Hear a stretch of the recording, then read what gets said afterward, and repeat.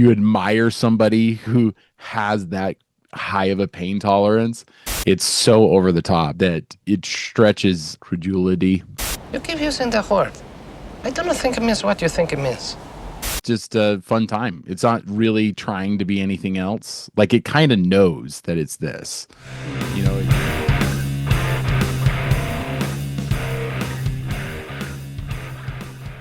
Hello and welcome to the Brothers Random Show. My name is Travis. I'm Michael. And we are two ordinary brothers discussing extraordinary things and some random shit. Michael, why are we here? Today we are discussing Sisu, Road to Revenge.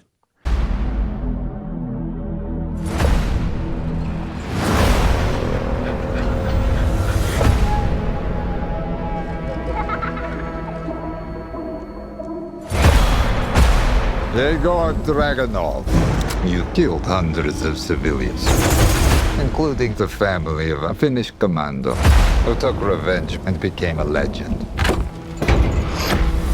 The legend entered Soviet Union 10 hours ago. I'm sending you to clean up your mess.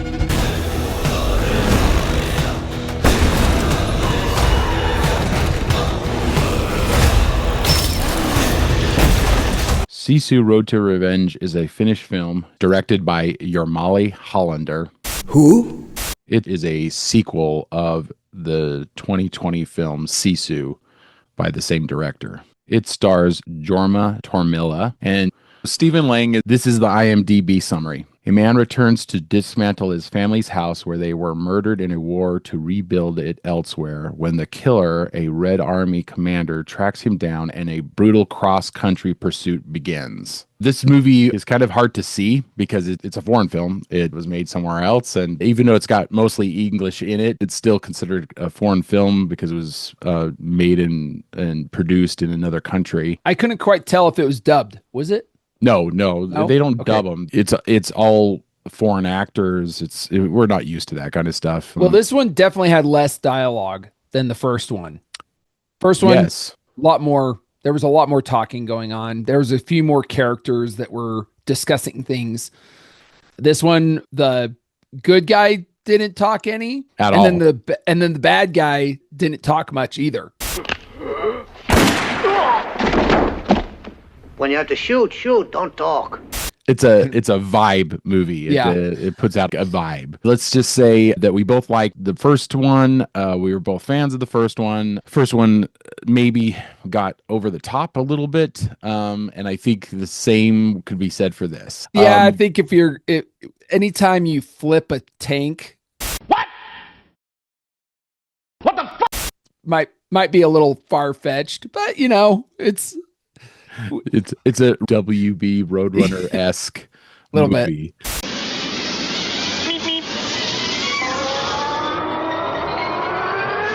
So the overall thoughts, and then we'll get into spoilers. Oh, I liked it. I mean, let's not ask something to be what it's not.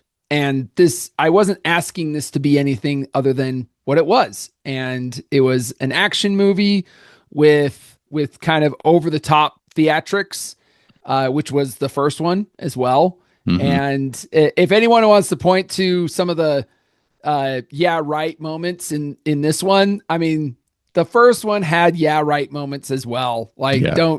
Don't kid yourself. The first one had yeah, right moments too. Mm. So, yeah, well, that's just like your opinion, man. This one wasn't any different. Maybe a little bit more. Like, it might have, but I mean, it's a sequel. Of course, the sequel is going to try to up the ante. Yeah. More than the first one. I was expecting that a little bit. I enjoyed it. I mean, I guess the one thing I had a problem with, and we can kind of discuss it maybe after spoilers, but I did kind of have a problem with a motorcycle chase that basically take for take was from Indiana Jones and the Last Crusade. Ripped off from that. That's okay. I'm not gonna be upset about it because I still was entertained. Yeah, I'm the same. I was entertained. I had a great time. I went with old buddy and we had a great time. It's so over the top that it stretches credulity. You keep using the word. I don't think it means what you think it means. Just a fun time. It's not really trying to be anything else. Like it kind of knows that it's this. Mhm. You know, it kind of knows that it's going to be over the top, and it doesn't apologize for it. It doesn't try to mask it or anything like that. And I was entertained. Is it as good as the first one? No, I think I enjoyed the first one better, but this one definitely has the charm of the first one. And so I had a good time. Yeah. And in the first one, you had kind of that mysterious factor because you didn't know this guy, no idea who he was, why he was good at killing. And this one, you kind of already know the mystery. So the mystery's gone a little bit. It was kind of cool to see a little bit deeper into his story. But at the same time, and this has been said, Sisu's been said to be kind of like a Finnish World War II John Wick, kind of. And that's kind of been this sequel as well. But with anything, when you start to pull back the curtains and erase some of that mystery, there's a little bit less of that intrigue with it. Yeah. Yeah. Which is why there hasn't been a really good Predator movie since the first one. Yeah, that too.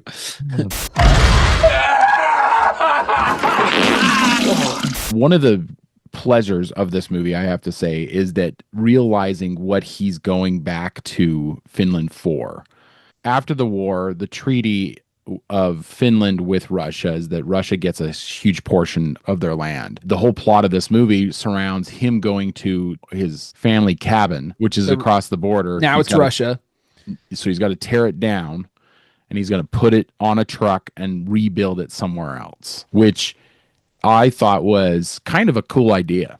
I mean, that's kind of a cool idea. So you know that people kind of did that back in the day. For me, that was kind of special. I kind of like that idea. And it plays into the sequel of it all, because the first one's all about him moving gold across the country. Now this is about him moving logs and building materials across the country, which I loved. Anyway, let's get into spoilers. Spoilers now. I don't know really what we can spoil. I mean, the truth is the movie's excellently done. It's very competent, but towards the last half of the movie, it gets really cartoonish really fast, and you just kind of got to embrace it. Like if you want to enjoy the movie further, because once they flip the tank, those things are so heavy. Like a tank. Oh, come on! They are like, if you've ever been around a bulldozer or any heavy piece of equipment, there's no way those things are catching air ever. Just ever. They flipped the tank about midway through this movie, and it's just like, okay, the cat's out of the bag, we're off to the races. The believability of this movie is so out there. And this movie's way more violent, I would say, than the first one. I don't know how you get more violent, but when he's taking the knife out of his leg, that was pretty cool. Oh my gosh, that was cool. And I liked how they kind of played that out, because you see him and he's biting the grip off of his knife, and you're kind of just like, what the heck? What are you doing? Like, what is going on? I thought maybe he was like doing something with his teeth, like maybe his teeth had gotten knocked out and he's putting his teeth back in or something. It's a little confusing. Right up until he takes it out of his leg, and then you're like, oh my gosh. That's why he had to pull the grip inside the flesh of his leg. It's like, whoa. That was cool. That was next level, I think. I think for us men, like the idea of a guy who's got such a high pain tolerance that he could do something like that is like very aspirational. Like you admire somebody who has that high of a pain tolerance. That's why it was kind of a cool little moment when he pulls you're like, what the heck is he doing? Is he digging into his leg? And then he pulls this knife blade out of his leg. It's like, oh my gosh, this guy is just brutal.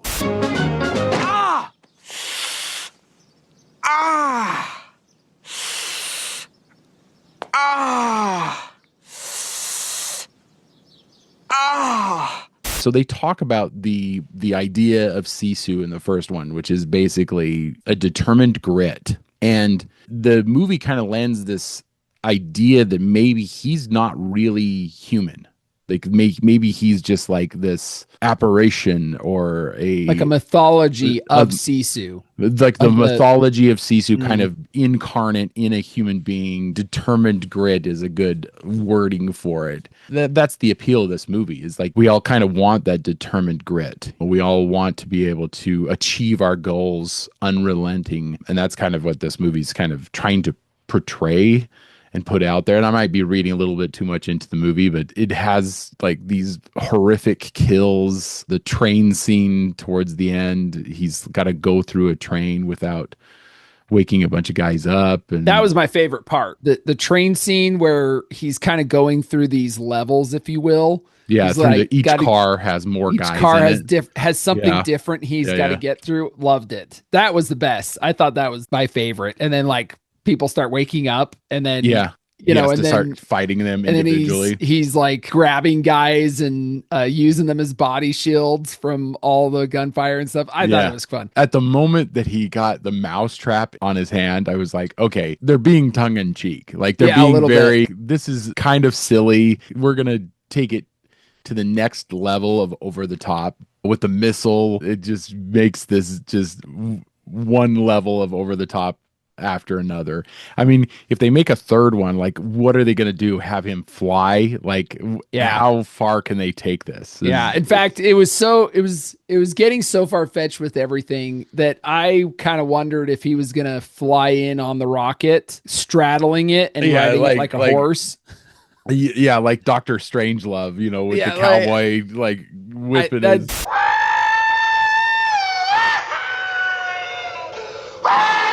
That's how far along I was just like, if I don't know, man, please don't do that. Just don't do that.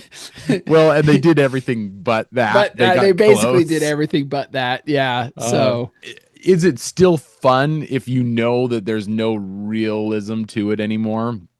I don't know. I mean, that's kind of the question of it. I think so. I think it was still entertaining. Are you not entertained? I mean, it's entertaining, but I think one of the reasons that I liked the first one more is because it does it held to a certain realism.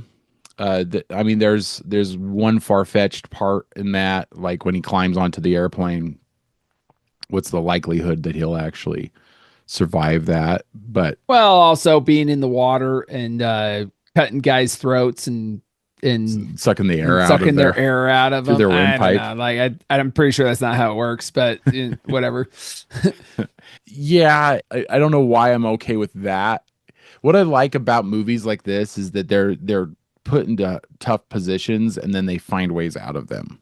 Yeah. John Wick's pretty good about this, and this franchise is always compared to John Wick, but it's always kind of, how's the hero going to get out of this situation? And those are always really fascinating. People really like that stuff. I don't know what to make of this as far as over to the top nature of it. And there's no way that people who are making it, they're probably not going, oh, we really believe that you could flip a tank. They're probably going, oh, how much more entertaining and how much more over the top can we make this? I don't know. It loses a little bit of something for me when it goes that far over the top. But again, you kind of have to just embrace it. And it was same for me with the rocket. I think a lot of things with the rocket were kind of just like way over the top. Yeah. Especially at the end when it's obviously we're in spoilers. Yeah. Like when it just slowly starts to go up against that guy and like pushes head in. And like, I'm pretty sure they're not that sensitive. Pretty sure that it doesn't blow up like that, but whatever. Anyways. So Stephen Lang is the new character in this, and he's the villain, and he brings a presence of his own. He's the kind of actor that's always being cast as a villain. He's in Avatar. He's the Colonel. He's Ike Clanton in Tombstone. I swear to God, Law Dog, you don't step aside, we'll tear you apart. You die first, get it? Your friends might get me in a rush, but not before I make your head into a canoe. You understand me? He's bluffing. Let's rush him. No. He ain't bluffing. He's done a bunch of stuff. He's also in Don't Breathe, and he always brings a presence to whatever he's doing. I mean, he's been acting for a long time. He's kind of known as a character actor. You always recognize him when he's in the movies, and he's like, oh, that's the guy from whatever. Hey, you know what would really help us out? Please, please, please subscribe, like, and share. Let me ask you this. Do you think that it's missing something a little bit by not having women in it? Because the last one had women in it. What do you think? Do you like not by not having the feminine in it? Do you think it's like kind of lacking a little bit? Girls get it done. You know, honestly, I think I would have liked to have seen a female presence in it. Yeah. Not sure really why, but just thinking about it, I'm kind of like, oh, it would have been nice to probably have seen a woman character that had something. But the thing is I'm not exactly sure how that would have played out in it. Well, the Soviets weren't good to women either, just like the Nazis weren't good to women. Sequels always draw a comparison to the original, and the original did have like feminine in it. It had women in it. He was in the process of saving them while he was after his gold, which I thought was a very cool way to tell the story. And if they want to differentiate themselves from the sequel, then you don't do too much of the same. Yeah. Just enough to make it a sequel. I do think there was that element lacking a little bit. Not that we need movies that have women in them all the time, because there's plenty of good movies that don't. Usually women aren't around when men are at war, kind of thing. Especially at that time. Like, yeah, especially at that 1946. time. Probably just not something realistic. It's like, I mean, right? You don't really see a lot of women in Saving Private Ryan. No. In fact, that would have been odd. Yeah, I'm not exactly sure how that would have played out, but it did feel like there was a little something missing in this one. It's kind of a bad guy trope of, if there's a woman around and the bad guy abuses the women, which is exactly what was happening in the first one. Yeah.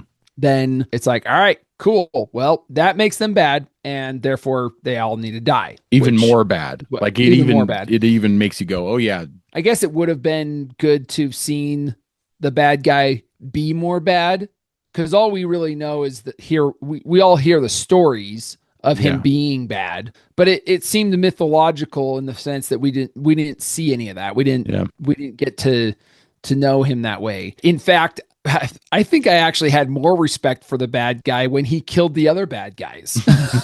Like that, I actually liked that part. Not that it's good to see bad guys killing other bad guys, but it told us a little bit more. It showed us more of who the bad guy was when he like kills all the other bad guys, all the Russians.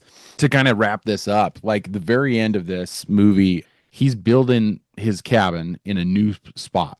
These men show up, and his, whatever you want to call it, like PTSD kind of kicks in, and he kind of looks at him, and he's holding his axe, and he's ready to go.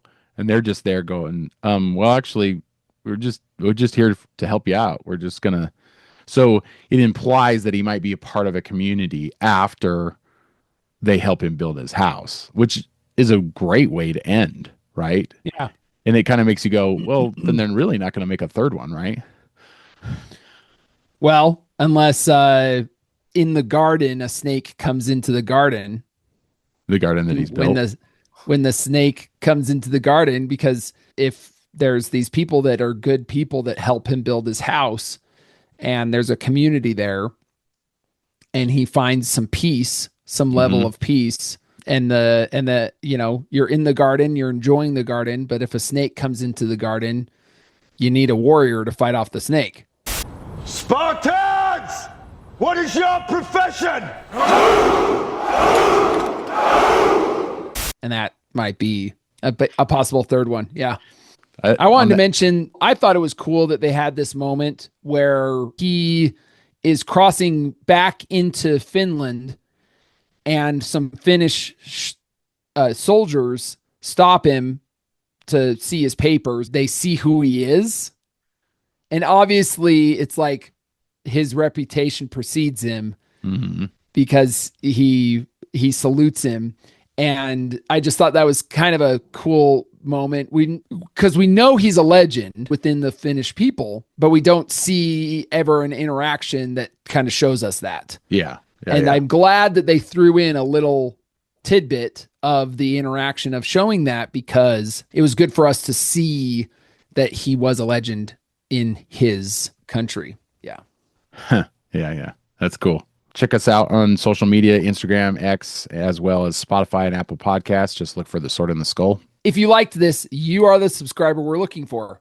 Until next time, keep reading, keep listening, keep watching, learn more. We'll see you, brother. See ya.